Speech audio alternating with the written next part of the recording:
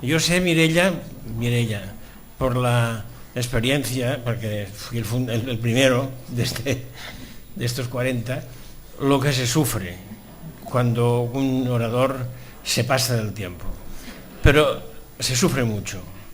Pero tú piensa, y pensad vosotros, ¿cómo se puede comparar un catering con no escuchar a Gabriel?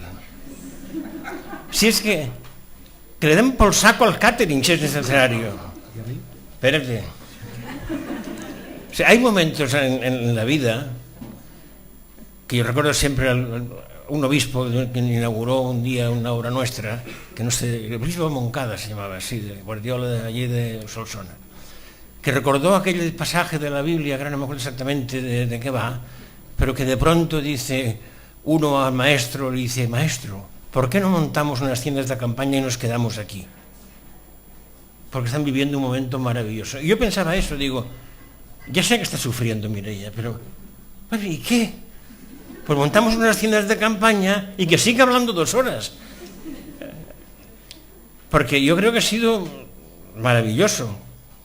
No sé si vosotros no lo habéis vivido así, pero yo lo he vivido maravillosamente. Pues prepararos, porque ahora viene don Alfonso, que es lo mismo, otro maestro, en el cual, pues tiendas de campaña, lo que sea, colchones por el suelo y que hable. ¿Cómo le vas a decir que hable en 1 hora, en 1 hora, 57 minutos? Todo lo que te dé la gana, tú habla. Porque esta oportunidad, jóvenes que estáis hoy aquí, de oír a estos 2 señores andaluces que han venido explicándonos estas obras, a lo mejor no las volvemos a tener nunca más. Y caterings pueden tener toda la vida. O sea que yo creo que, bueno, yo estoy emocionado. Pero dejadme decir una cosa nada más, y no retraso más el tema, porque sí, todos los que estamos hablando estos días tenemos una relación de amistad por tantos años, pero claro, con Alfonso no solamente es amistad, es que nacimos juntos en lo alto de la Giralda, te acordarás. Y claro, quien ha vivido eso en lo alto de la Giralda, pues es no un hermano, es un gemelo, un bosó. Estábamos en lo alto de la Giralda, cuando él restauraba el Giraldillo, arriba, yo estaba arriba, y de todo, con él, y con Domingo García Pozuelo, cuando de pronto don Alfonso dice: ¿a qué haces una foto? ¿No te acuerdas?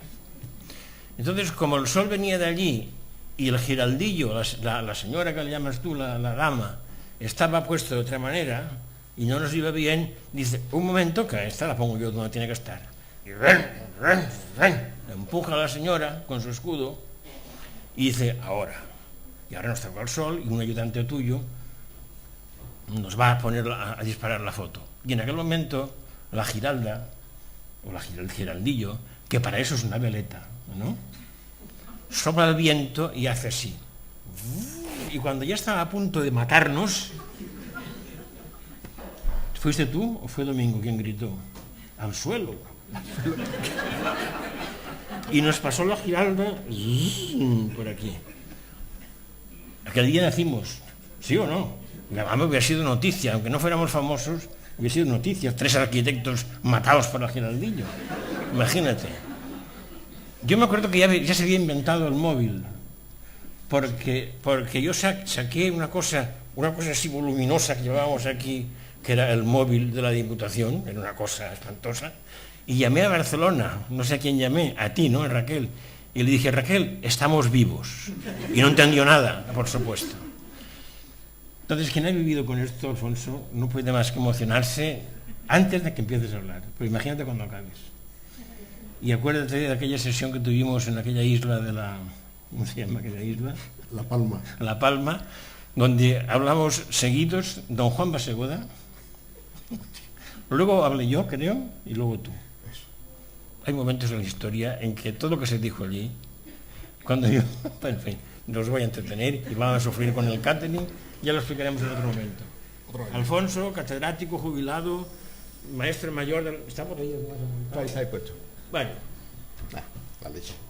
la historia viva de la restauración en el último cuarto del siglo XX. Gracias, maestro. Si non è vero, è ben trovato. Vamos a ver. Ahí está pasando una lista que va lo suficientemente rápida para que no os dé tiempo de leerla. Pero termina con gran claridad en el año 1172. Es la lista de los arquitectos que se han ocupado de la Catedral de Sevilla o la Mezquita desde esa fecha hasta el día de hoy. Por eso el primer arquitecto, mi sucesor, tiene puntos suspensivos. Hay un lapso de tiempo entre 1198 y los comienzos del maestro Isambarte en 1433. Pero desde 1433 hasta el día de hoy no falta nadie. Todos los años hay alguien. No habéis tenido tiempo de comprobar que además de diversas simultaneidades, es decir, ha habido veces que hemos estado, y digo hemos, en la Catedral de Sevilla hasta 5 arquitectos trabajando, lo cual es de locos. Recuerdo a saber Pedro Rodríguez, Ramón Queiro, Ricardo y José Ramón Sierra, Antonio Fernández Alba y una servidora. Pues, aparte de esas simultaneidades, he sido el que más tiempo ha estado a lo largo de la historia conocida a cargo de aquel edificio. Por lo tanto, soy culpable de muchas cosas, para lo bueno y para lo malo. Yo quiero agradecer la invitación a Mireia y a Antoni, y me gustaría dedicar esta charla a 2 destacados y queridos miembros de mi familia de Barcelona, la señora Padrós Alavedra y el señor Vila La Pedra. Paso la lista. Si vais a la ciudad, os encontraréis con que ahora mismo la Giralda no está en sus mejores momentos. Para mí sí, porque la Giralda está en obra. Empezó hace unos meses y estará así por unas caras u otras durante 4 o 5 años. Espero que se cumpla esta profecía. Yo ya no tengo ni la responsabilidad sobre la torre ni sobre la parte del edificio. Estoy en el comité asesor del arquitecto que ahora lleva esto, que es un compañero y alumno desde hace mucho tiempo, que está haciendo el trabajo de manera sensata y muy bien organizada. Todo esto lo pagan los curas, quiere decir de alguna manera que lo pagan los turistas. Y ahora os explico cómo la historia cometió el error de incluirme en esta nómina que habéis pasado hace un rato de rutilantes estrellas de la arquitectura, muchas de ellas carne de revista y papel couché.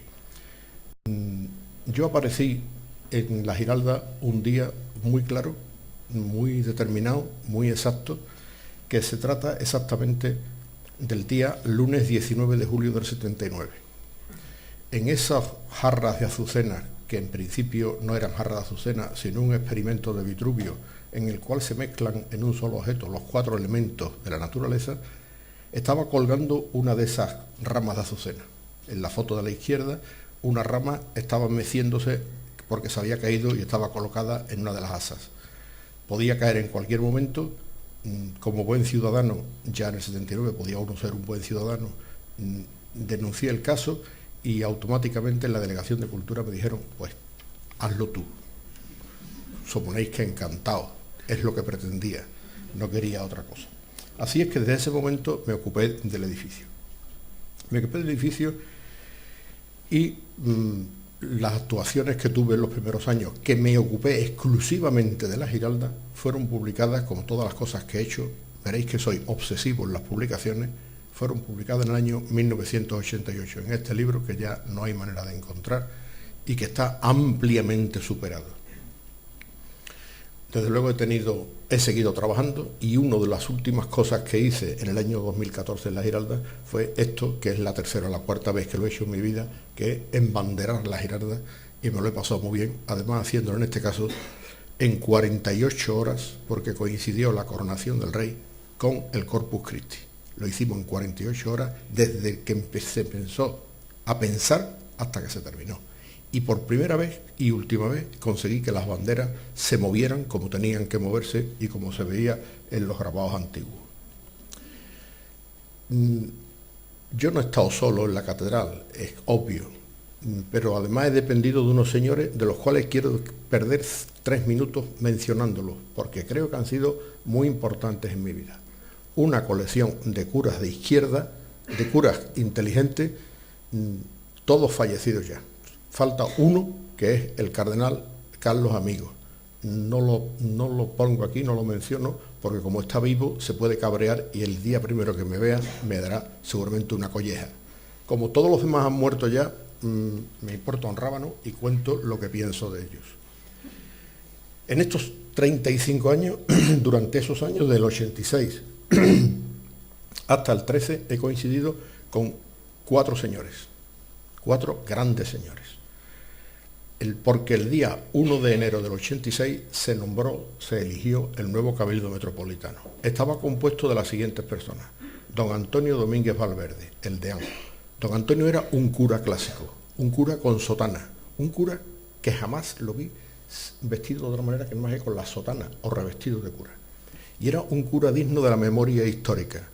Había pasado directamente de ser el huérfano presencial de unos fusilamientos de Franco, cuando se llevaron por delante al padre y a la madre en un pueblo de la provincia de Huelva, Aroche, pasó directamente al seminario. No había un cura más de derecha que protegiera y ayudara más a curas de izquierda. El segundo, Juan Garrido Mesa, llegó a ser el secretario general de la Junta de Andalucía, es decir, el jefe del personal de toda la Junta de Andalucía. Era abogado, era cura, era secretario, y es seguramente la persona más inteligente que he conocido en mi vida. Y he conocido muchas, algunas de las cuales están aquí presentes. El tercero es Juan Guillén Torralba, un cura completamente sabio. Era un biblista experto y conocía muy bien todo lo que tenía que saber del mundo oriental, que llegó a ser director de la Colombina y con una capacidad de meter la pata impresionante. El último era, lo tenéis ahí en la foto, ese cura con cara de mala leche, al cual jamás vi vestido de cura. Se llamaba Francisco Navarro Ruiz, era el mayordomo, es decir, este era el de las pelas. Francisco Navarro Ruiz, que entró en la catedral con 41 años, entró después que yo estaba en la catedral antes que él, era diplomático del Vaticano con misión extraña de ir cerrando embajadas en la guerra de Irak, en sublevaciones en Namibia, e incluso se rumorea, o por lo menos él lo juraba, que hablaba suajilí. Uno de los tíos más listos y con más mala leche que he visto en mi vida. Y cómo un señor como yo, con las características raciales que se me conocen y que se divulgan con verdad en muchos lugares y que me cuestan muchos disgustos, llegó a trabajar para estos señores? Pues muy sencillo. Por lo pronto, Navarro decidió que lo primero que había que reformar de la catedral era la arquitectura. Ahí tenéis una imagen histórica en la cual Navarro jovencito está en su mesa de mayordomía, delante tiene los cestitos que van recogiendo el dinero de las misas, las bolsitas de plástico en las que se va embolsando ese dinero, una máquina extraña en la esquina de la derecha de la mesa que es una máquina de contar monedas, y sus 2 ayudantes de entonces. Aparte de eso veréis un tablero que disimulaba los hundimientos del suelo, humedades por un tubo, un ventilador prehistórico, cuadros que podían ser murillescos o no, o de Murillo o no, puestos por las paredes, almanaque, una oficina siniestra de las que hemos conocido todo el que ha estado entrado en una iglesia de aquella época. Navarro, pocos días antes de su muerte, me visitó en mi despacho, que es la Contaduría Alta, un sitio espléndido que daba a la Plaza de la Virgen de los Reyes. Lo que más odiaba a Navarro es que se había ido quedando calvo a estilo cura y le había salido tonsura, como veis en esa foto. ¿Y por qué me eligen a mí cuando en ese momento en la catedral somos 6 arquitectos los que estamos destrozándola cada uno por nuestra parte? Pues muy sencillo, porque a mí no se me cayó. Fue muy sencillo. Como se cayó la Colombina el 8 de enero del 86, cuando llevaban una semana, les sentó fatal, edificio que estaba en restauración y edificio que yo contemplaba desde las alturas de mi torre, que aquí se está entrometiendo dentro del derribo.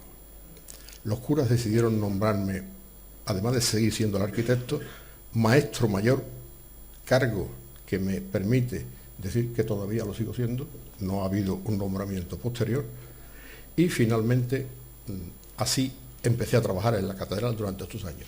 Tampoco he tenido la exclusiva. Ha habido otros compañeros que han trabajado en la catedral, incluso, por ejemplo, los que me suceden ahora mismo, han estado trabajando conmigo. Yo quiero hacer una explicación didáctica.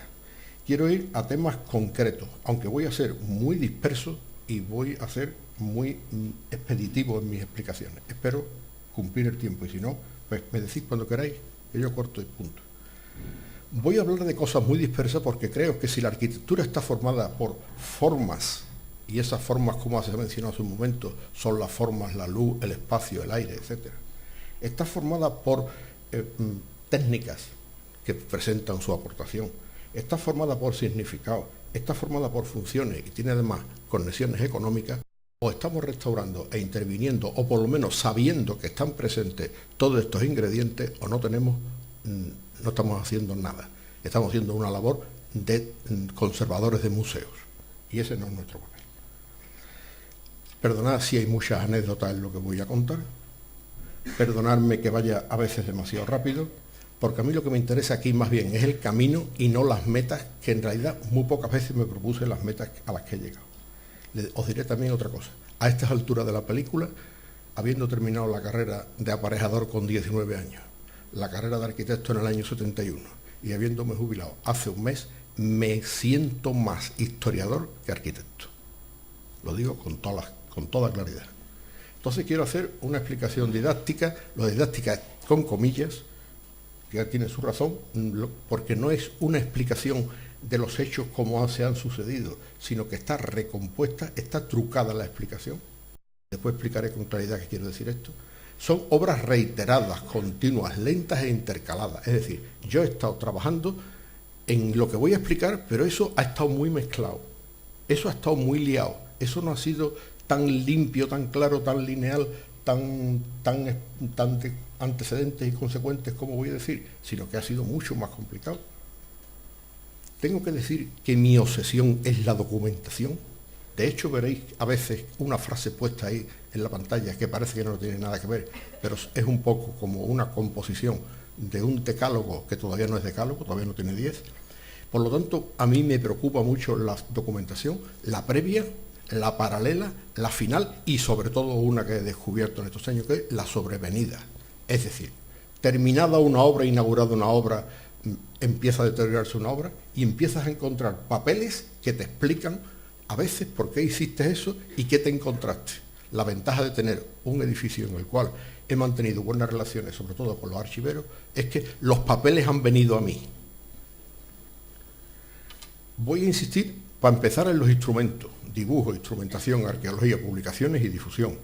Y finalmente creo que hablaré, supongo, de 4 intervenciones, de las cuales la última, Pilares, está dedicada a ese señor que está sentado ahí en esa esquina, don José Luis.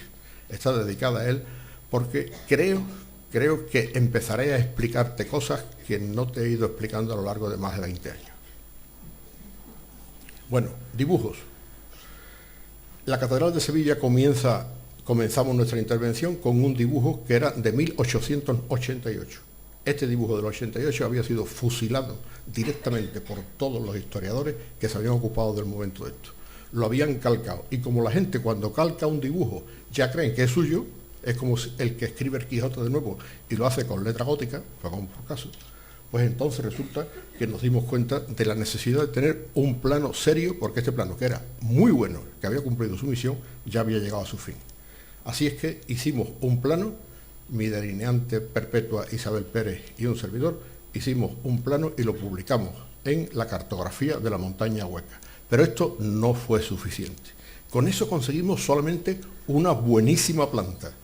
Pero afortunadamente entró en nuestra vida un señor que se llama Antonio Almagro Gorbea, que a lo largo de casi 20 años ha obtenido la fotogrametría completa de la Catedral de Sevilla. Ahí abajo tenéis una dirección digital en la que podéis encontrar toda la carpeta espléndida de Antonio Almagro. Después la podemos ver, no os levantéis como caracoles tratando de ver lo que hay abajo, porque no hay manera. Creo que no hay manera. Luego, el que le interese, le daré la dirección correspondiente, donde puede bajar en PDF toda la planimetría completa de la Catedral de Sevilla gratuita. Punto. Antonio no solamente nos hizo esos planos, el primer edificio y el más extenso de la arquitectura histórica española, dibujado completo. Perdón, me he equivocado, debía ser Córdoba el más extenso.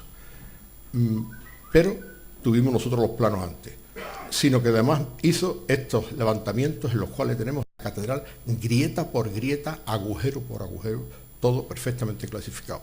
Y os lo estoy presentando en planta, están en 3D. Como además de ser arquitecto y cada vez menos arquitecto, soy un tío con mucha suerte, he tenido la suerte de que hasta se me ha aparecido el plano original de la Catedral de Sevilla. En un convento vasco, el día 11 de junio de 2008, apareció esto que es una copia histórica, es decir, una copia de muy pocos años después, de la traza del pergamino de la Catedral de Sevilla. Diréis, bueno, tampoco es para tanto. Bueno, con esto hemos entendido muchas cosas y con esto nos hemos dado cuenta que hasta es posible construir una catedral gótica solo con las medidas que están en el plano y sabiendo que el gótico tiene una serie de convenciones, una serie de cuestiones que se repiten constantemente. La documentación os absolverá. Frase lapidaria que no me molesto en explicar. La documentación para mí ha sido toda, todo, como dice Gaby, todo. Desde los sondeos geotécnicos, la Catedral de Sevilla está perforada por sondeos geotécnicos a lo largo de 30 años, que me importan en el fondo un rábano, lo que dan los sondeos geotécnicos, porque ninguno es interpretable por los mortales, pero sí tiene una interpretación histórica de geoarqueología importantísima, es decir, sabemos muy bien cómo era el sitio antes de la catedral, gracias a estos sondeos, y desde luego han costado baratos. Hemos hecho análisis de todos los colores, sondeos, todas las obras, al menos en los últimos 25 años, han tenido previamente unas campañas para sacar muestras y obtener datos. Por ejemplo, aquí os diré que todos los datos fueron un fracaso absoluto. Detrás de esa pintura de plástico, que en parte era mía, lo que había era cemento, cemento y cemento. Y desde luego la instrumentación, que siempre se la he encargado a la misma persona. Vicente Pujol de Celis, que tiene una empresa que se llama Kinesia, y que lo digo para propaganda de él, porque creo que es el más sensato de los expertos que me he encontrado. No es una empresa grande, sino es una sola persona. Ha llenado la catedral de fisurómetros, ha puesto rayos láser que me permitieron conocer las dimensiones interiores de la catedral en tiempo real, en todas las direcciones posibles y en varios lugares posibles. Ha colocado clinómetros, acelerómetros y mucha información que iba a un ordenador instalado en una capilla, que ha reunido a lo largo de 3 años varios millones de datos. Estos datos solamente han tenido un problema. Me jubilé entonces y no sé exactamente si estos datos están siendo aprovechados o no. Hemos hecho termografías de las bóvedas por si nos dicen algo más sobre las humedades, y desde luego lo que yo no he dejado ni un solo día de mi vida es de dibujar. Nulla día sin línea, como hubiera dicho Belén. Todos los días una línea por lo menos. Estos dibujos míos tienen un mes y son de mi etapa de asesoramiento en lo alto del andamio de la Giralda. Creo que esto es irrenunciable y me ha alegrado mucho de veros a muchas de vosotras dibujando por ahí ahora en vuestras libretitas. No se ha perdido eso. Arqueología. He usado de los arqueólogos y abusado de los arqueólogos, entre ellos, entre otras cosas, porque mi hijo el mayor tiene la desgracia de ser arqueólogo. Y os pongo un ejemplo. La Capilla Real de Sevilla. En la Capilla Real, partiendo de que tenemos todos los dibujos, de todas las solerías, de todos los detalles, todo por supuesto en AutoCAD, con todos los alzados, todas las secciones, al menos todas las secciones clásicas, no tenemos ninguna cejada, están todas las que deben ser, pues se trataba de renovar esa solería. La Capilla Real es la capilla de la patrona, donde está San Fernando, enterrado. Entonces, es un lugar señaladísimo, en el que no es posible hacer lo que a uno le dé la gana. Pero contando con la complicidad de los 4 curas que habéis visto antes, sus nombres, yo he podido hacer aquí literalmente lo que he querido, hasta cierto punto. Ahí tenéis lo que estaba propuesto, que era simplemente quitar una solería y hacerle una camita de hormigón o de lo que fuera a esa solería. Finalmente he llegado en la excavación hasta el comepiedras, es decir, he llegado hasta lo más hondo que podía llegar. ¿Cómo? Pues, hombre, mintiendo de manera abundante, pero sobre todo contando con que me dejaban mentir. Ahí tenéis la intervención por supuesto, animados por los restauradores de bienes muebles, todos súper protegidos para que no tuviésemos ningún problema. Esta es la solería, y en la solería, que sabíamos que era del siglo XIX, en la solería lo que teníamos era el dibujo muy perdido, es decir, ahí tenéis que el dibujo ya no se sabe muy bien cuál es, se nota que hay unos cuadrados y 4 losetas blancas dentro. Se numeraron todas las piezas, aun a sabiendas de que no salvaríamos ni la mitad. Todas se numeraron y todas se inventariaron. Quitamos la primera capa del 19 e inmediatamente aparece lo que tiene que aparecer, la solería de Hernán Ruiz II, que es la típica solería sevillana de cualquier edificio rico de Sevilla durante toda la historia, que es ladrillos colocados a la palma, bicolores, y así estaba toda la capilla entera. Inmediatamente empezamos la excavación. La excavación, veis ahí que está saliendo un muro, ahí tenéis lo que salió de la solería de Hernán Ruiz, lo que conservamos en parte durante un tiempo para no perder referencias topográficas de la solería lateral, y ahí tenéis la excavación completa. Encontramos lo que se esperaba, que es el ábside original de la catedral. Ahí tenéis la planta del ábside con su planta octogonal, y dice uno, bueno, ya lo sabíamos, había una maqueta de 1509 en la que ya este ábside estaba dibujado, estaba construido. Así es que no descubrimos nada del otro mundo. Colocamos la solería de nuevo, solería en la cual hasta algunas losetas estaban engasadas para poder protegerlas, y finalmente un trocito de la solería de Hernán Ruiz la pude extraer y la pude poner en una pared. Esto siempre me ha interesado. Los edificios creo que hay que autodocumentarlos, es decir, no basta solamente con publicarlo. Creo que todo aquello que sea conservable y que se pueda dejar in situ, se deja.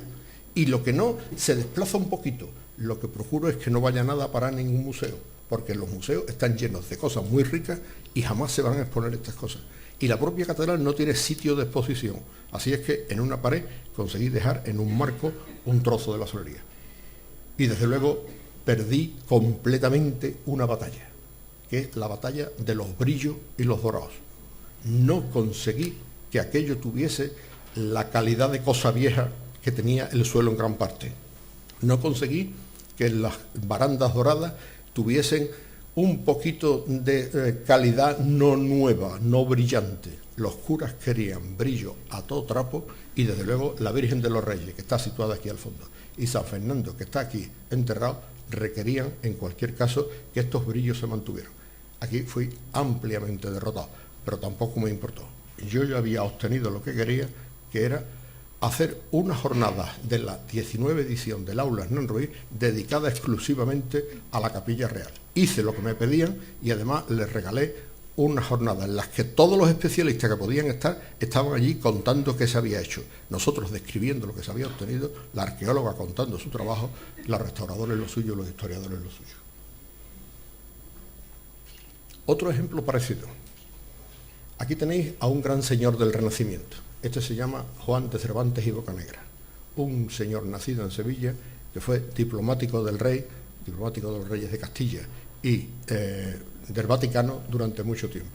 Cardenal de San Pietro en Montorio, de Velletri, de Ostia, y que cuando se jubila se va a Sevilla, a su tierra, a morir en paz.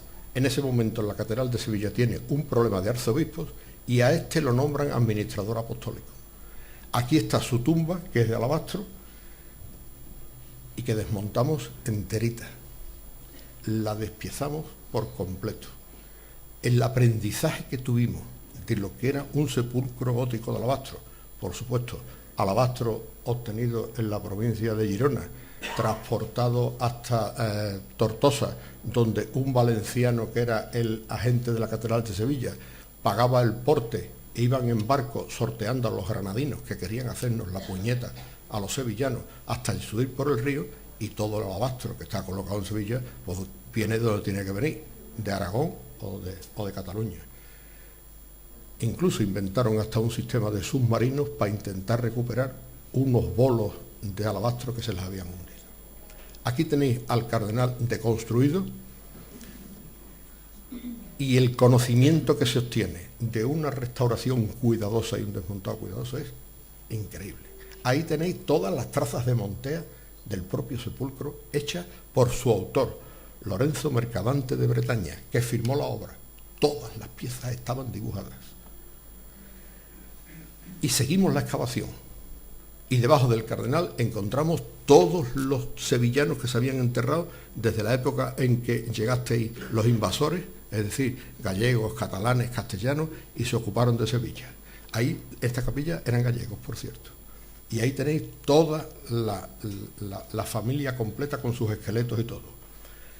Colocamos el cardenal en su sitio con un cambio esencial. La solería la subí por la sencilla razón de que había encontrado en esta cota la solería original que se había quedado debajo del sepulcro. Por lo tanto, el escalón que había era un escalón probablemente del siglo XIX, que no me importó en absoluto comérmelo y quedármelo como lo tenéis ahora mismo. No hay enemigo pequeño en una catedral. Las cubiertas de una catedral pueden ser de ladrillo. Así son las de esta catedral de Barcelona. Y así están también estas de la catedral de Barcelona, solamente que me da la impresión de que los curas no lo saben. Toda la catedral, o gran parte de las cubiertas de la catedral, están llenas de líneas que estáis viendo aquí. Estas líneas nada más que hay que repasarlas con tiza y después ponerse un poco en alto, y uno encuentra monteas de arbotantes completos, bóvedas de tercelete, algunas bien fechadas. La catedral es un tablero de dibujo inmenso en el cual sería un crimen ponernos a levantar solería simplemente porque hay una gotera. Que caiga el agua, que es agua bendita, pero los dibujos son tan benditos como ese agua que está cayendo. Y esto nos ha permitido a otros compañeros y a mí publicarlo esto en una revista yankee dedicada a la arquitectura y las matemáticas. Y debajo de las solerías, cuando no hay más remedio, porque ya las goteras son excesivas, uno puede encontrar la alcatifa de loza quebrada, es decir, los botijos que hacen la capa de aire debajo de la solería. Estos, por ejemplo, revolucionaron por completo todo lo que se sabía de las ánforas peruleras. Las primeras ánforas que se llevan a Perú proceden de estos mismos alfares, y estos son lo que se llevaba el azúcar primero que se lleva a América, hasta que América es independiente en suministros. Y dentro de cualquier solería, dentro de cualquier cubierta, hemos podido encontrar hasta trozos de la mezquita reaprovechados en el interior. Son dibujos idénticos a los de la Cutubilla de Marrakech. Me ha obsesionado en estos años publicar, y ahí tenéis publicaciones, una que hice con Almagro, otra de la mezquita almohade, publicar las obras inéditas o mal conocidas de mis antecesores. Ahí tenéis todos los escritos de Fernández Casanova. Hemos convocado simposios como este de la piedra postrera cuando se hizo el aniversario. Debo decir que la Junta de Andalucía ha mirado desde lejos y algunas veces ha colaborado, como cuando encargó el plan director, que debe ser el plan mejor cumplido de toda la Iglesia española, simplemente porque había dinero. Y desde luego la catedral ha participado en muchas cosas, como en el simposio de las catedrales europeas. Incluso hay veces que los ministerios se equivocan y le dan a uno premios. De lo que más orgulloso estoy es de esto, de este libro, con el que obtuve el premio de Archivo Hispalense, que es un libro así de gordo, donde cuento todo lo que he sabido de la Catedral de Sevilla. Me puedo morir tranquilo dentro de un minuto, o cuando sea, porque lo que está claro es que lo que he hecho está contado, está impreso o está en internet. Y eso me parece que es una restauración. El resto me parecen pajaritos. Hemos hecho en la catedral, hemos intervenido sobre las funciones de la catedral. Con la autorización de estos curas hemos hecho de todo. una exposición universal que la convirtió en un pabellón, el único fuera de la Expo, en la cual, como una justicia poética, puse un cuadro de Goya en su sitio. Los curas habían castigado ese cuadro de Goya durante 140 años porque no les gustó, y tuve la suerte de poder quitar la imagen que estaba, poner esa imagen en otro sitio también dignísimo, y darme cuenta de que hasta los clavos coincidían al colocar el cuadro en su sitio. Y ahora podéis colocar eso donde don Francisco de Goya y Luciente lo contempló. Eso que dicen tan bonito en Vitoria de abierto por obras, nosotros no es que es abierto, nosotros es que hemos estado siempre con abiertos, el turismo siempre abierto. Incluso las restauraciones, ahí tenéis la restauración del Cardenal Cervantes y de 2 vidrieras, se han producido a la vista de los turistas que directamente o a través de unas ventanas podían verlo. Y otras veces hemos llenado la catedral enterita. Esto me parece impensable en otras catedrales. Hemos llenado la catedral enterita de una exposición. Esta exposición conmemora la muerte de Cristóbal Colón, que como está enterrado en la catedral y está el pobre hombre, sus cenizas están aquí dentro, pues se hizo esta rampa para que los guiris, sin saber lo que estaban viendo, quizás probablemente, pudiesen ver las cenizas auténticas de don Cristóbal metidas en su cajita. Y hasta me permití hacer un pilar almohade dentro de una de las capillas principales. Se sabía que estaba ese pilar almohade, se sabía que la Virgen de la Antigua estaba aquí y construí un pilar, por supuesto lo hice de pladur, y cuando terminó la exposición desapareció. La última exposición se hizo con la Fundación Caja Madrid. Perdonad, uno también tiene su lado oscuro. La exposición también cogió media catedral y fueron 500 años de arquitectura de la catedral, con piezas originales sin ningún problema. Aquí veis una reunión de gente joven, veis pocos canapés y la gente es joven, quiere decir que son arqueólogos. Hemos convocado, bueno, podían ser arquitectos, pero más jóvenes. Hemos convocado reuniones en la catedral y he conseguido que me dejen la sala capitular para una conferencia sobre arqueología. Esto es el enemigo en casa. Y se han celebrado, y han estado encantados de que se celebren. Y hemos hecho unas jornadas en inglés sobre la polución del aire que conseguimos lo que luego veremos. Y desde luego la catedral ha servido como lugar de grandes espectáculos. Creo que una de las cosas más fructíferas y más baratas que he hecho ha sido cambiar el presbiterio de la catedral de sitio, que es cambiar el altar mayor de sitio y de orientación, rompiendo la orientación tradicional. Recuperamos este altar que no se usaba nada más que una semana al año, está permanentemente puesto allí, con unos estrados de geometría variable que permiten ese concierto, permiten el funeral por un papa, permiten ceremonias masivas y con ayuda de pantallas de televisión permiten que entren 4.000 y 5.000 personas en la catedral. ¿Cómo ha sido posible esto? Pues esto ha sido posible con dinero. Y este dinero ha venido de un solo sitio exclusivamente. El Ministerio ha participado muy poco, la Junta de Andalucía ha tenido una participación simbólica, los mecenas privados nada. Esto se debe a nuestros señores los turistas. Y por lo tanto, la primera o la segunda cosa que Paco Navarro, el cura mayordomo, se empeñó en organizar fue la cuestión del turismo. Así es que recordemos que Sevilla es una ciudad turística. Aquí tenéis el primer turista japonés. El primer turista japonés estuvo en 1614, se llamaba en el mundo Asekura Tsunekaga, llevaba su katana todavía aquí puesta por si las moscas, pero ya aquí se llamaba Francisco Felipe de Fasikura. En fin, el nombre sevillano que se le debe de poner a todo el que se bautiza en la catedral. El pobre terminó en Barcelona, donde supongo que Messi haría un selfie con Messi, y siguió camino de Roma, donde después regresó a Tokio. Tenemos turistas desde 1614, japoneses, auténticos. Pero los tenemos de todos los colores, belgas, como se quieran. La Giralda está llena de grafitos, que no son grafitos, están hechos a puntas de puñal. Por ejemplo, aquí tenéis uno de 1628, otro de 1628, y veis aquí que Christian Wey, con otro instrumento, quizá los cuernos, hizo este letrero en 1661. El turismo ha llegado y no tenemos que encomiarlo ni denostarlo. Pero, por ejemplo, el primer barco a vapor que circula por los mares de la península ibérica, se llama el Betis, que le pusieron Real Fernando, un poco para disimular, que se dotó el 31 de mayo de 1817, primer barco a vapor que iba desde Cádiz hasta Sevilla y que enchufaba turistas en el centro de Sevilla directamente.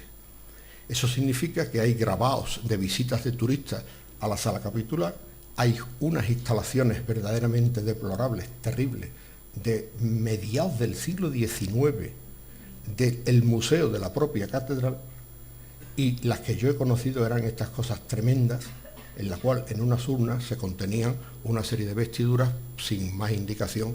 Por ejemplo, alguna de ellas podía ser la que el Papa había vestido una semana antes y que era absolutamente nueva. Entonces Paco Navarro decide hacer esta obra, que es el pabellón de la catedral, que no se usaba para nada, donde recuerdo dos conferencias memorables, una de Raquel y otra de Antoni. Inauguraron aquello como salón de actos, dejó de ser salón de actos, porque ahora mismo es el pabellón por el que se entra a la catedral. No se ha puesto un azulejo recordando vuestras hazañas, porque Sevilla es muy desagradecida. Esto es la obra que hicimos, que se termina alrededor del año 2000. Es una obra, por supuesto, con todas las de la ley. Ahora veréis que hay investigación, y allí se expone una mínima fracción de los objetos que la catedral tiene. Es por aquí por donde entran los turistas. Después entran a la catedral, que es el regalo. Esto es por lo que pagan. El regalo es lo otro. El patio era así, quizás Raquel lo recuerde, de sentar en un banco ahí lamentable.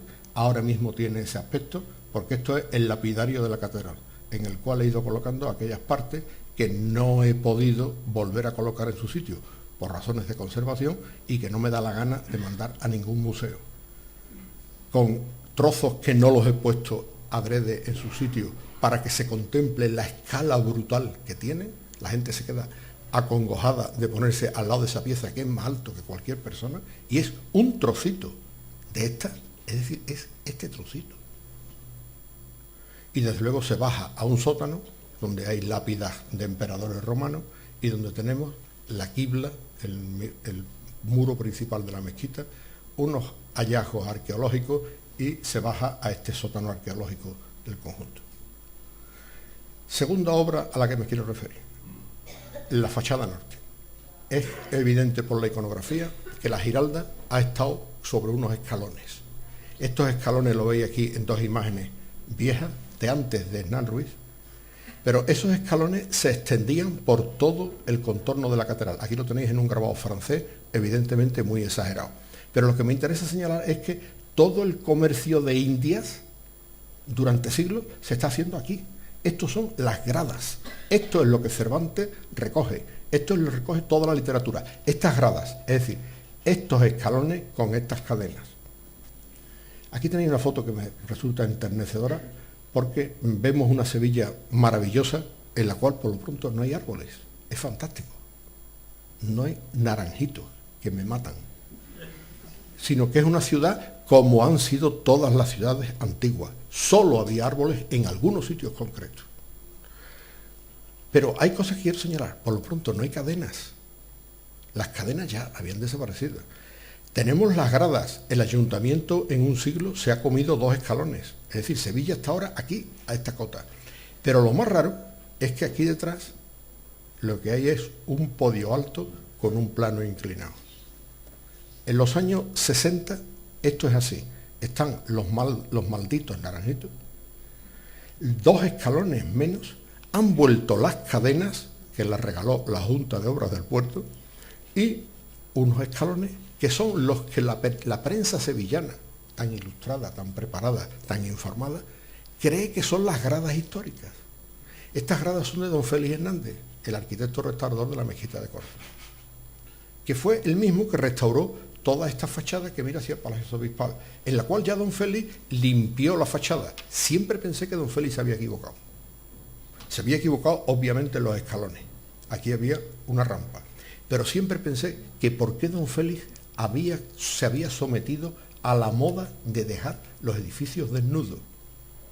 Lo he entendido tarde, pero lo he entendido. Afortunadamente a tiempo todavía. La otra fachada era esta porquería, Esto no tiene otro nombre, esto no es pátina, esto es mugre, esto es degeneración. Es una fábrica, la que sea, en la cual hay un grueso enfoscado, y ese grueso enfoscado lo que tiene es manos de pintura de plástico. Y antes del plástico, algunas de las cuales las he dado yo cada 2 años, porque esto es el sitio en el cual todos los pintores de graffiti de Sevilla han decidido que tenía que poner alguna reivindicación. Destacaba un conjunto liso y después algunos puntos de color en algunos lugares. Y sobre todo destacaba la Puerta del Perdón. La Puerta del Perdón, que se queda uno un poco llamativa, pero es que imitaba Sillares. La Puerta del Perdón, que ahora la hemos visto siempre lisa, imitaba Sillares. Si no existiera esta foto, pues pensaríamos que es mentira. Pero es que además hemos encontrado la imitación de Sillares en algunos sitios privilegiados. ¿Y qué hemos encontrado? Que está cuidadosamente picada. Toda la piel de la Catedral de Sevilla fue picada antes de Don Félix, y Don Félix ya se la encuentra así. Preparamos un proyecto que pasó licencia, proyecto con todas las bendiciones municipales, lo cual no sé si es bueno, pero es lo que hay, y empezamos a intervenir. Allí lo que teníamos era un gran muro torreado, no sabíamos ni de qué época eran las almenas, con los escalones que sabemos que hizo Don Félix, con azulejos, con partes más delicadas. Hoy el aspecto que presenta es esto. Hemos encontrado con que los estribos son de ladrillo, los fondos son de tapiales, hemos aplicado un criterio arqueológico muy recomendado en Italia siempre, que es retranquear todo lo nuevo para que se distinga siempre. Y la fachada original almohade es este fondo arquitectónico, en el cual no me he atrevido a hacer lo que sé que era en época almohade, y es que tenía una capa finita de cal, porque esa capa finita de cal sé que no va a durar ni 15 días, que va a haber que pintarla todos los años, que el siguiente la va a pintar de una lata de plástico distinta, y que desde luego esto se respeta más, y no me estoy inventando nada, sino que Don Félix ya se había dado cuenta de esto. He restituido, la prensa me masacró en la primera semana, hasta que le descubrí al periódico de pequeño formato, que no tenían ni puta idea, con perdón de las putas, y que la limpieza de aquello dio información toda la que se quisiera.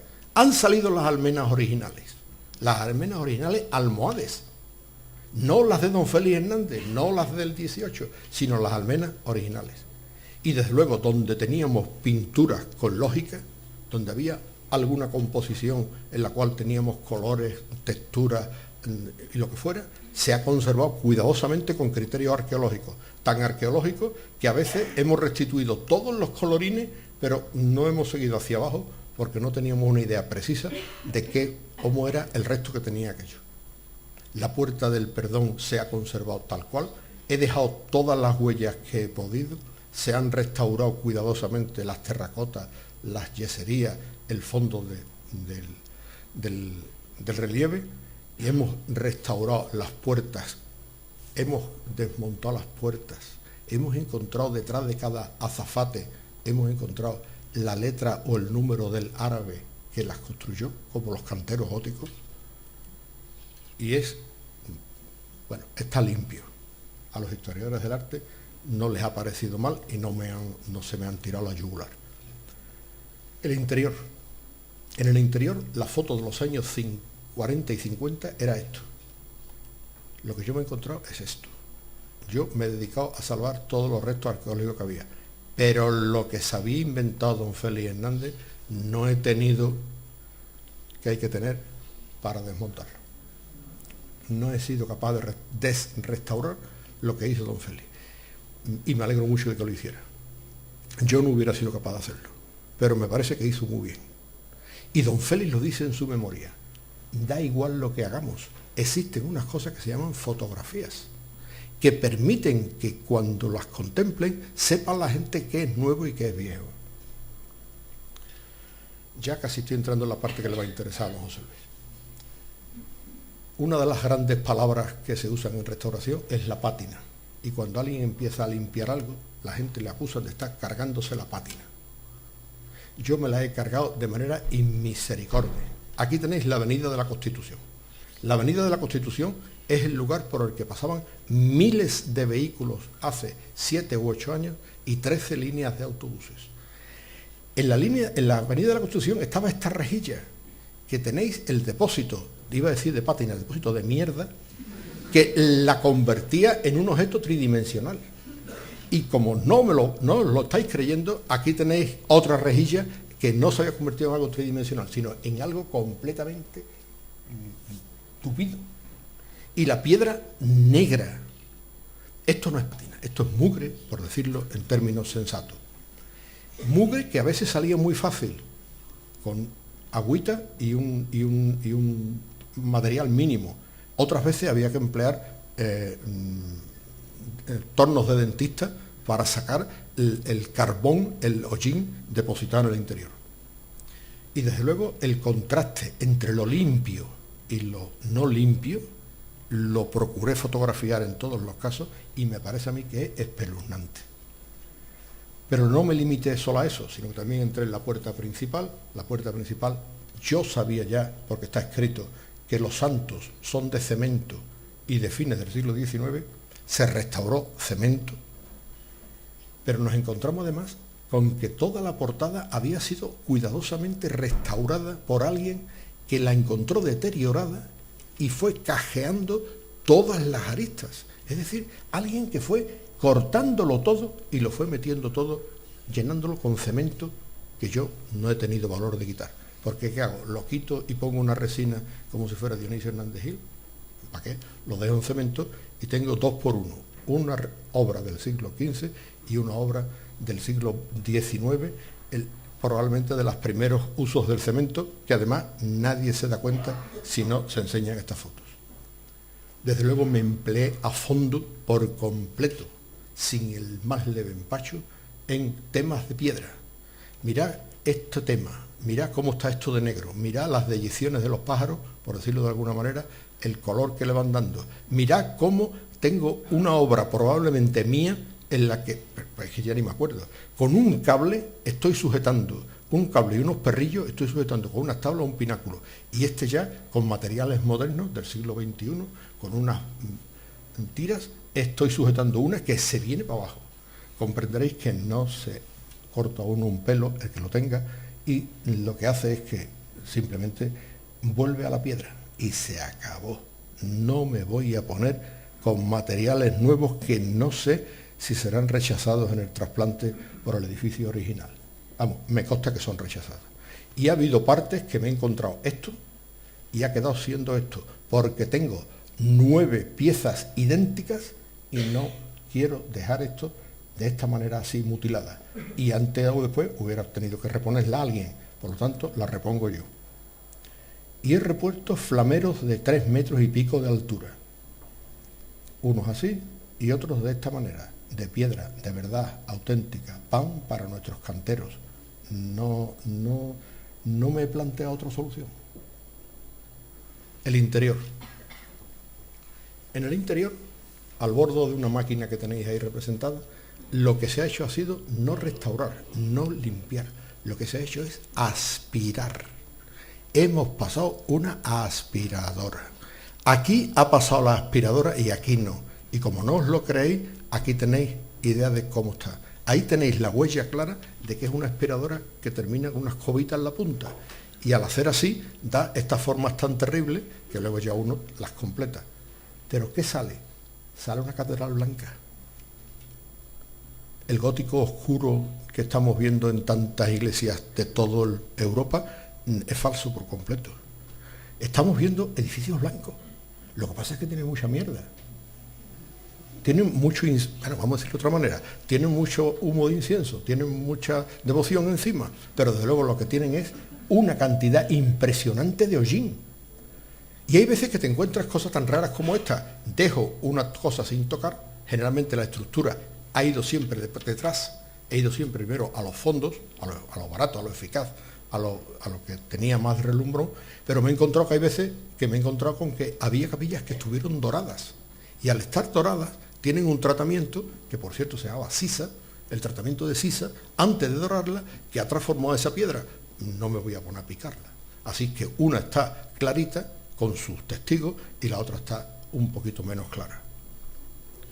Y esto teníamos que haberlo sabido, porque está escrito desde el siglo XVII. Ahí tenéis la primera descripción de la Catedral de Sevilla moderna, en la cual dice que es una piedra blanca de buen grano y es conforme en todo color y dureza. Pues mire, así es, así lo hicieron. Pues bendito sea Dios que hemos podido volver a eso. Claro, que tiene efectos raros, se producen cosas extrañas. Y es que os encontráis ahora mismo que es una catedral con calcetines, porque yo he ido limpiando la parte alta y el original alto de la parte alta sale blanco, es de 1460. Pero el inferior, no nos lo podíamos creer, es todo nuevo. Y no es que el de abajo no esté limpio, es que el de abajo, para entonar el color oscuro, nobilísimo del gótico, lo hicieron con piedra oscura. Coño. Entonces, ahora, ¿qué hago? Patino lo blanco y lo dejo eso, le doy una manita de calo de abajo, lo cambio entero. Este dato es interesante porque este dato demuestra que se cambiaron todas las bases de los pilares entre 1910 y 1918. Es terrible pensar que la catedral estuvo una temporada en la que todas estas bases se las habían quitado. Y nos encontramos de todo, chorreones, al limpiar, grietas mal tapadas, nos encontramos absolutamente de todo. Y ya estamos llegando a los pilares.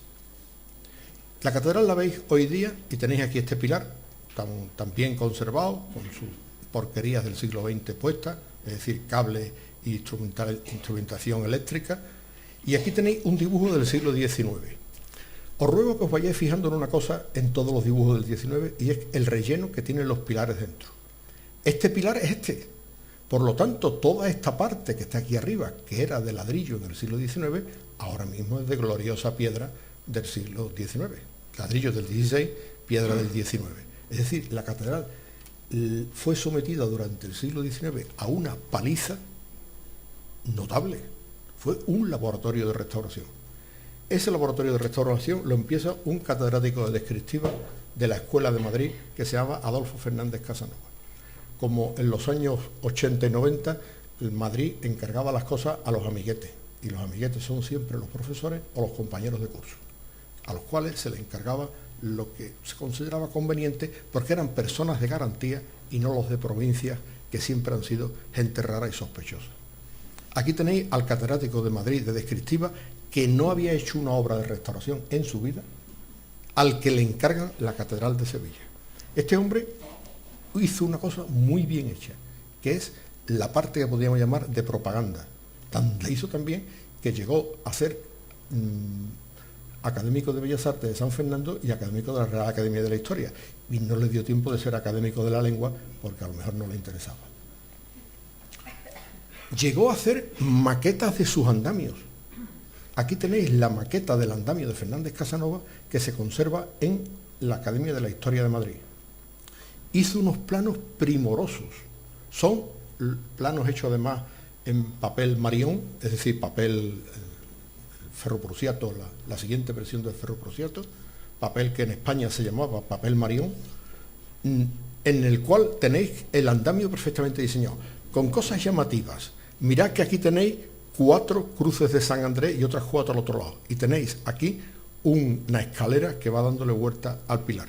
Tenéis un gran pilar central de madera con su cimentación y la solución para las cubiertas. No consta que se llegaran a hacer estas partes de aquí.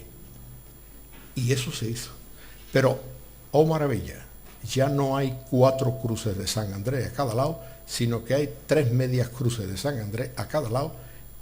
La escalera va por una parte y parece que hubo bastante ahorro en los andamios. Lo cierto es que el 1 de agosto de 1888, cuando ya se disponían a ponerle a don Adolfo Fernández Casanova la cruz de Isabel la Católica, que no se la desea a nadie, la catedral pegó este tortazo. Se cayó el centro del cimborrio, fue un episodio nacional tremendo, y las fotos que se hicieron en aquel momento los hace un canónigo que tenía por mal nombre Navajas, pues son fantásticas porque nos dan una idea muy exacta de qué es lo que se cayó y lo que no sabemos por qué se cayó. Lo que quedó de un pilar fue esto.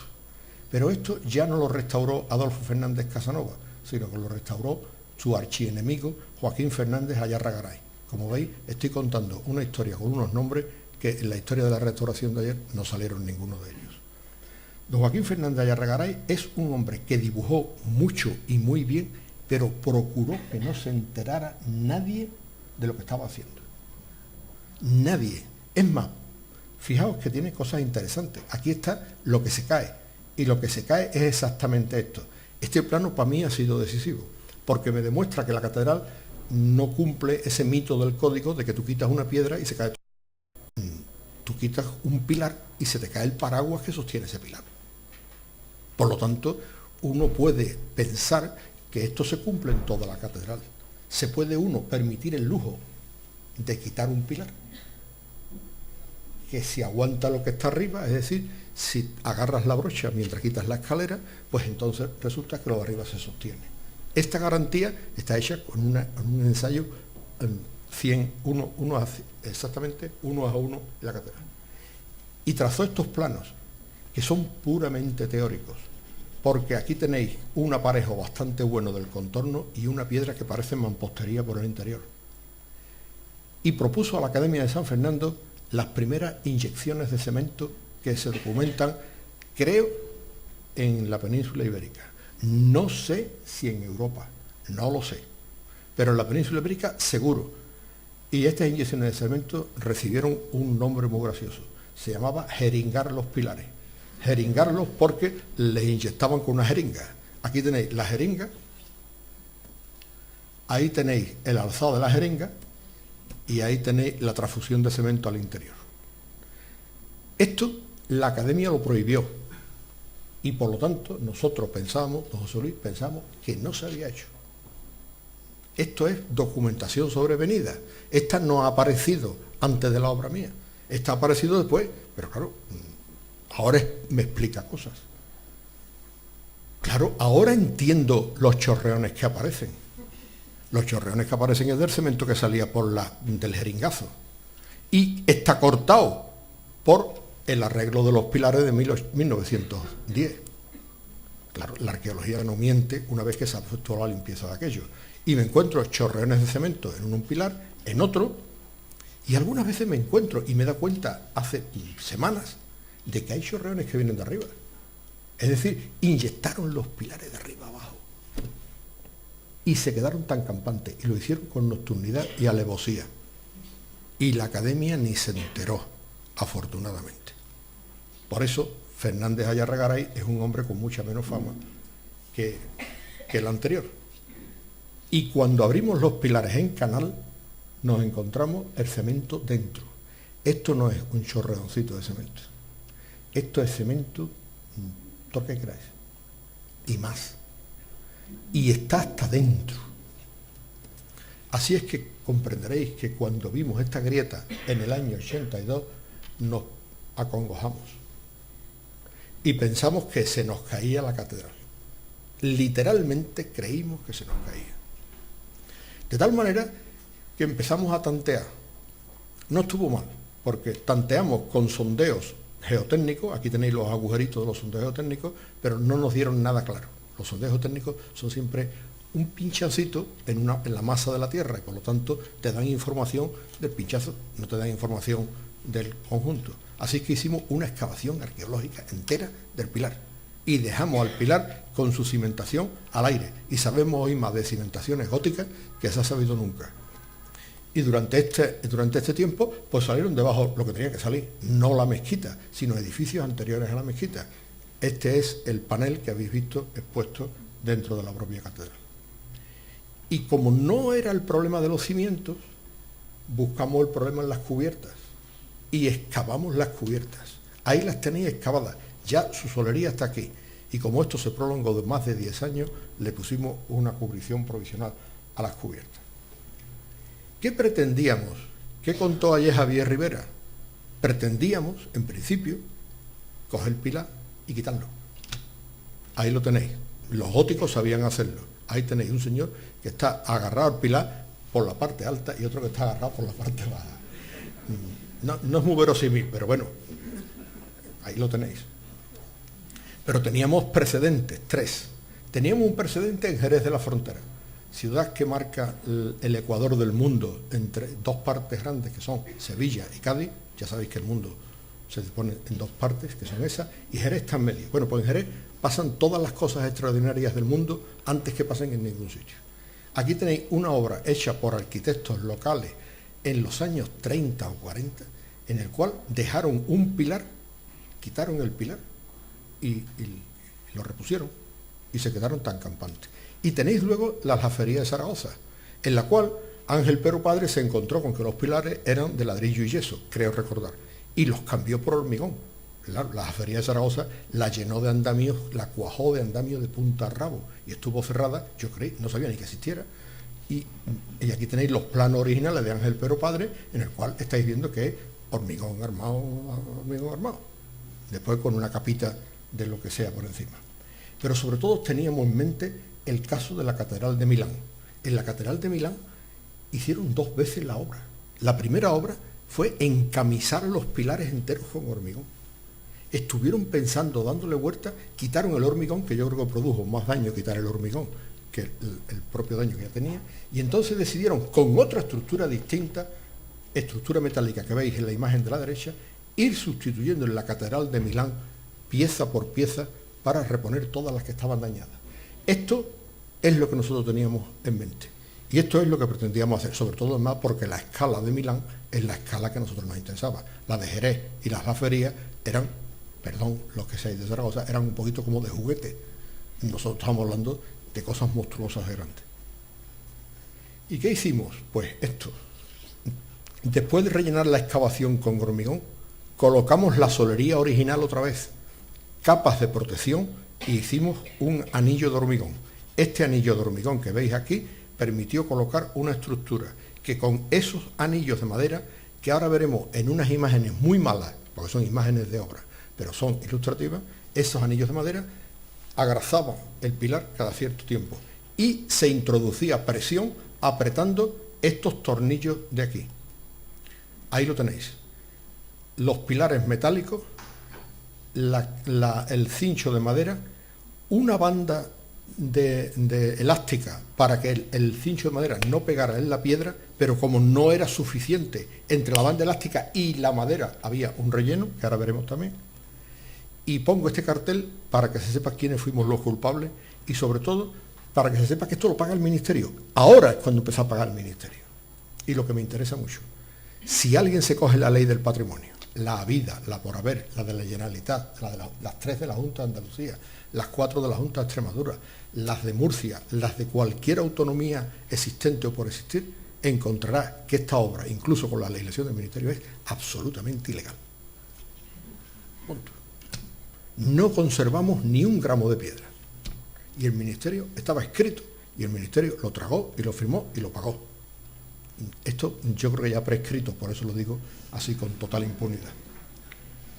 Las imágenes no me gustan, pero son ilustrativas. Pusimos un sistema de sensores que funcionó cada 5 minutos.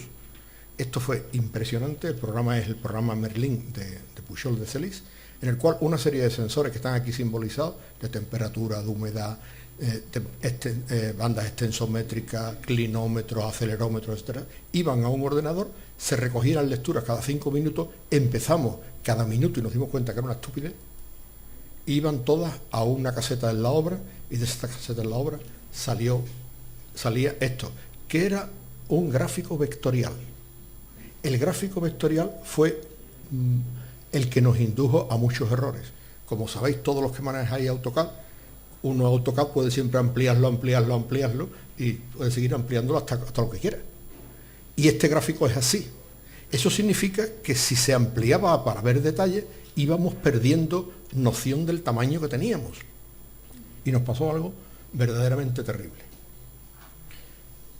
En el último sensor que se puso, ya con la obra comenzada, porque estaba contratado, pero no teníamos ningún interés en ponerlo, se puso por lujo ya casi, era un sensor que determinaba con láser cada 5 minutos, o bueno, constantemente, pero tomando datos cada 5 minutos, desde el suelo hasta la clave de una bóveda. Empezó a funcionar este sensor la víspera del Día de Santiago del año 2006. Aquella noche dormimos el aparejador y yo, me gusta llamarlo aparejador porque él también se lo dice a sí mismo, dormimos al pie del pilar, por si se caía, que cayera encima nuestra, y preferíamos al día siguiente salir en la portada del País. ABC nos hubiera puesto en las mortorias como mucho, en la portada del País, heroicamente, en vez de dejar aquello impunemente. Dormimos aquella noche allí hasta que a la mañana siguiente nos dimos cuenta. Porque esta distancia todos los días sube y todos los días baja. Es decir, la catedral lo que estaba era respirando. La catedral con el calor sube entre 1 y 3 centímetros al día en esa bóveda que no es de las altas. En la bóveda alta no sabemos lo que subirá. Y por las noches cuando se va enfriando es así. Lógica pura. Por lo tanto, pero nosotros estábamos completamente acongojados. Ya veis que digo siempre acongojados y no otra palabra mucho más suave. Porque además esta obra la hicimos con los turistas puestos. Nunca hemos interrumpido la visita a la catedral, conscientes de que turista que no entra, euro que se pierde. Y por lo tanto no se puede destinar a las obras que están muy bien pensadas y muy bien distribuidas de la archidiócesis, entre ellas las obras de restauración. Así es que estuvimos con los turistas paseando por ahí, nosotros muertos de miedo, pero los turistas tan contentos. Y empezamos la obra del ministerio. Va por usted. Estas fotos no las he tardado años en ponerlas porque no las encontraba y además no sabía cómo organizarlas. Lo primero era ir quitando bandas de madera, 3 de cada 4 quitábamos 3. Al quitar las bandas de madera nos encontrábamos el plástico que habíamos puesto a proteger la piedra, más todas las rebabas de todos los materiales que intercalamos entre la madera y el plástico. Bueno, pues algunas veces la piedra se nos venía. La piedra simplemente tirando de la banda de pegamento no tiene otro nombre, que le habíamos puesto, de la trapamoscas que le habíamos puesto para que se quedara sujeto al plástico negro, la piedra se venía. La piedra no resistía nada. Y empezó la obra. Primera gran sorpresa. La piedra, el interior no era mampostería como se había dicho. El interior era cada 3 hiladas, una de piedra perfectamente hecha y después fábrica de ladrillo. Los análisis de esta fábrica dieron más resistencia que todo el exterior. Esto es la parte original. Todo lo demás es probable que sea del siglo XIX. Pero esto no lo dijimos entonces, no fuera a ser. No, sinceramente no lo sabíamos. Aquí tenéis el interior. Mirad qué aparejo. Esto es de las cosas que uno puede decir. Esto no puede ser un aparejo gótico. No, este es un aparejo del siglo XIX, cogido con cemento. Pero esto no lo sabíamos. Esto fue una auténtica sorpresa. Y por supuesto trabajamos sustituyendo la piedra. No conservamos ni un gramo de la piedra. ¿Os imagináis el problema que tendría la catedral ahora si tuviera un museo de las piedras del Pilar y no de Zaragoza? Es decir, un sitio en el cual hubiera 200 piedras informes, estropeadas, llenas de cemento, movidas, arenizadas, esperando el santo advenimiento. Las piedras se fueron destruyendo, sabiendo que estábamos destruyendo piedras de cualquier época. Ya eso sí nos dábamos cuenta. Y se fueron haciendo las piedras nuevas. Tomamos las correspondientes perfiles con cartón, se pasaron a formas de panel, de modo que si algún día se encuentran estos paneles, alguien pensará que es la Tracing House de la Catedral de Sevilla, como está la Tracing House de York o otros sitios. No, estos son nuestros elementos. Se fueron poniendo las piedras, el aparejo muy bien pensado, el aparejo radial. Lo que estaba claro es que nuestra gran ventaja era la facilidad enorme para mover piedras. Se fueron poniendo las piedras por bataches, se terminaba uno, nos íbamos al lado opuesto, nos íbamos luego a los otros dos opuestos, rellenábamos eso, volvíamos a la parte alta y tuvimos una obsesión. A Fernández Casanova, la investigación que se hace en el siglo XIX, se le acusa de no haber controlado las retracciones de los morteros. Es decir, a Fernández Casanova se le dice que los morteros se fueron comprimiendo y cuando llegó arriba tenía 20 y tantos centímetros de diferencia. Esa es la única gran acusación que se le puede poner a Fernández Casanova. Comprenderéis que a nosotros nos obsesionaba eso. ¿Qué significa? Que estábamos ensayando continuamente retracciones. Ahí tenéis un pseudo pilar montado por nosotros con una banda extensométrica en la cual se está probando un determinado mortero. Al final llegamos a la conclusión de que cada vez que se llegaba al final de un batalle, a la catedral había que levantarla. Y se metieron estos gatos hidráulicos que metían presión, levantaban entre 1 y 2 centímetros, dependiendo del caso, se introducían las piedras y al cabo de unos días, cuando ya se habían rellenado piedras de los otros lados, se iban quitando estos gatos y el ordenador nos daba cómo el pilar ese iba bajando lo correspondiente. ¿Hasta cuánto? Hasta lo que nos interesaba para no perder altura en ningún momento. Esta fue una operación preciosa, vigilada y muy bien hecha por la empresa constructora. Al final, en noviembre de 2009, los pilares terminaron de esta manera y los podéis ver allí.